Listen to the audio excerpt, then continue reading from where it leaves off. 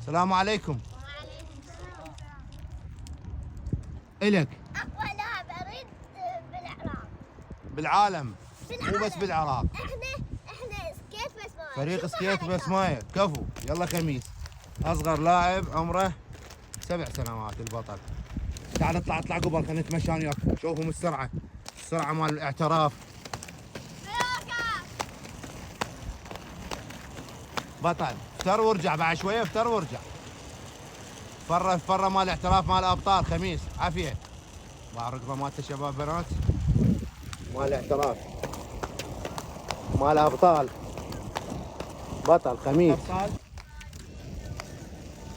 عاشت ايدك يا بطل.